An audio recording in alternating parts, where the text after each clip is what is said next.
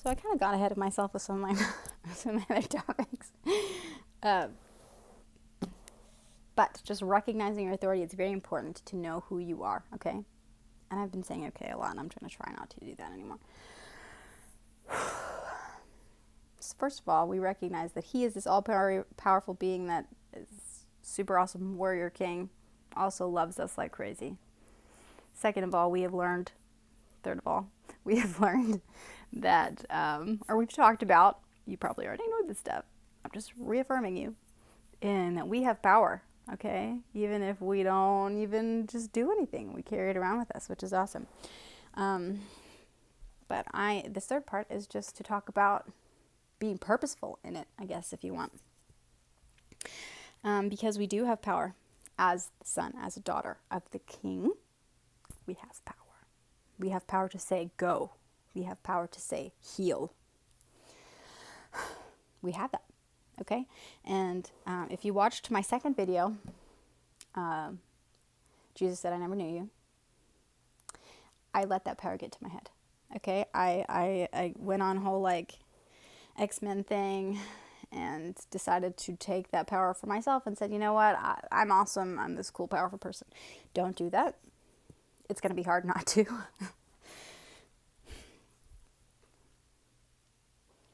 But don't, okay?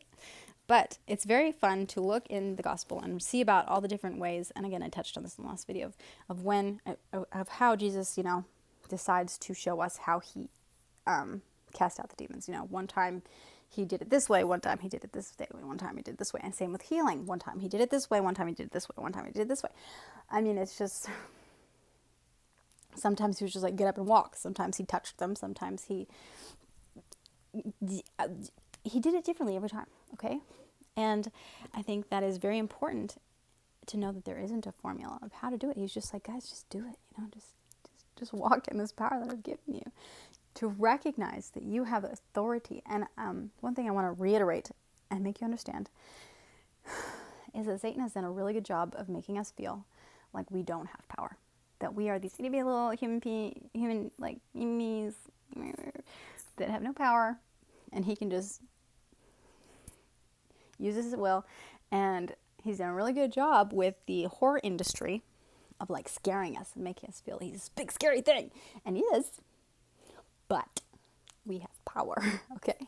And that is one thing I want you guys to know, is like, he wants us to be scared of his demons, okay? He wants us to be scared that they're going to act out and do all these crazy things, and it's going to be like paranormal activity, and we're going to be like, ah! It doesn't have to be that way. Dang it, I got interrupted. What was I saying?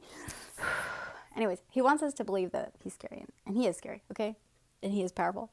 But he doesn't want us to know that we have authority, and that we have power, and that actually we are more powerful than most of his little cronies, than all of his little cronies, all right?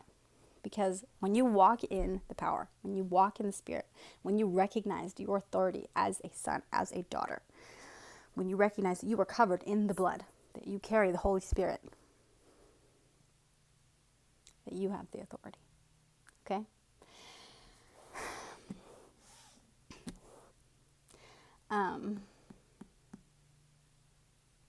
If any of you have watched The Chosen, the new series, Jesus series, it's really good. I haven't finished it yet, but the first episode, when the rabbi goes in to exorcise the demons, and he's got all of his instruments, and the girl looks at him and says, "We do not recognize your authority. You have no power here," because he wasn't a believer. He was just a religious man. And they told him, "We do not recognize you." But let me tell you, they recognized me. I mean, it took me a while, but they recognized me, okay? And I've had a few instances since then, and it didn't take 6 hours, okay?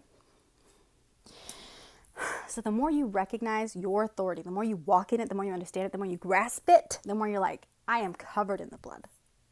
I am the son, I am the daughter, I have authority. The more you accept that and realize it, the more you say, he is the King of Kings, Lord of Lord, the creator of the universe. Whom then shall I fear? Like, the more you allow that to sink into who you are, like, whom then shall I fear? Whom shall I fear? Because he is the God of the universe. He's on my side. And I realized that putting myself out in this way kind of puts a target on my back in the spiritual realm, because it's like I'm actively speaking out truth and trying to raise up my fellow brothers and sisters in Christ and recognize who they are and the authority that they have and what you could do in the spiritual realm. I mean, people who put themselves in positions where they share this kind of stuff have a target, okay? So I recognize that, and I went into this fully acknowledging that. So if any of y'all just really feel like you want to lift up a prayer of protection over me and my family, that'd be awesome. Because I know that the enemy is probably not happy with me right now. But you know what? I have this beautiful tattoo right here. It says, "No weapon formed against me shall prosper." And I put it there for this very reason. You know, physical weapons, sure, they'll be fine. But I know who my dad is, okay? I know who he is, and I know where I'm going. So whatever weapon, the intention will not be true, because you know what? I'm covered by blood. And I have a Father in heaven who is the King of Kings. And he's coming back with a sword and army. Okay? So just know who you are. Know who you are. Know who you are. Know who you are. I can't say that enough. Like, you have authority. We are part of the royal bloodline. Like, if you want to think of, and I'm not trying to say this to be like, oh, we are perfect beings and you must bow down and worship us. That's what I'm saying. Like, don't get a big head. Like, do not get a big head, because sometimes it's easy to do that. Like, still remain humble, but know who your Father is. Know who you are. You know? Hey guys, I'm at work. I got interrupted last night when I was filming my last part of the video, and I kind of lost my train of thought there. So basically, I just want to kind of end out that thing. What I want to tell you guys is not. I'm not trying to convince you guys to go out and do a bunch of crazy stuff. Okay, I'm not telling you guys to go out and exorcise demons. I'm not telling you guys to go out and heal people. I just want you to know who you are. Okay? Because the enemy does a really good job of making us feel insignificant, powerless. And when we recognize who we are and the authority that we have, we can say, no, that's not true. I want you guys to know who you are. Okay, so just a really quick example of your authority is, okay, looking at a royal family. The prince and the princess are, they have authority simply because they are related to the king. They just naturally have it. That is the authority that they have.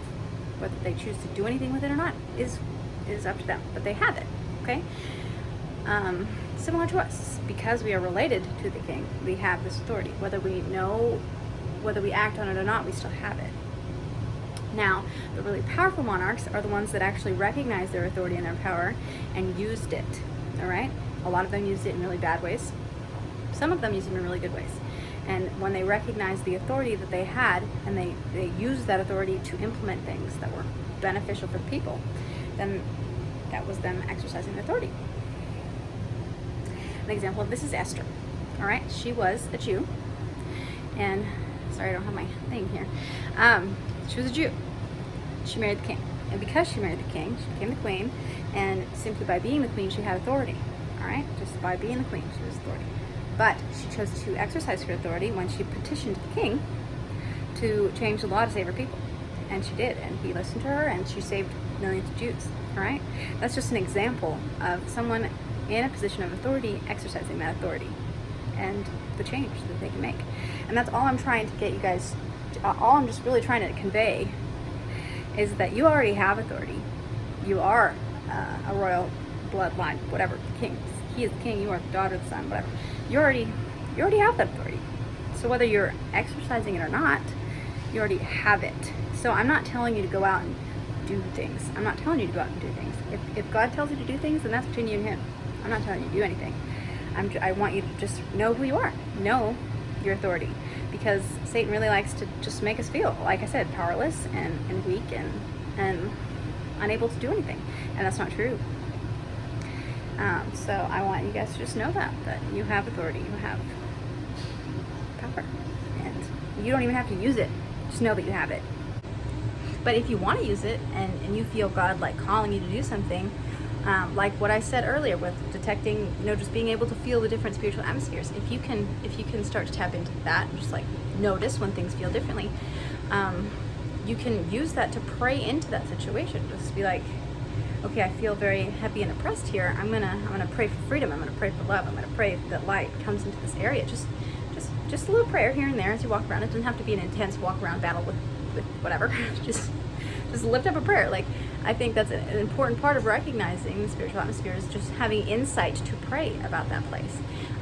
Also, if you really just want to nerd about it, like just get really nerdy with it, if you find out the history of different places, like I was telling you, the history of that fort, the history of that jail, like knowing the history of what happened in that place will give you insight into how to pray into that, to break those bonds. Like if you're in Newcastle, Pennsylvania, and you want to walk up and down Newcastle and just pray against, freedom from drugs, freedom from alcoholism. Jesus, I just pray for your light. Touch these buildings, that your love would saturate this town, that depression would no longer be a hold on these people. And just that. Just knowing knowing what's happening in that place, knowing what has happened in that place, gives you insight in how to effectively pray into those things. And so that's kind of what I'm getting at with all of this,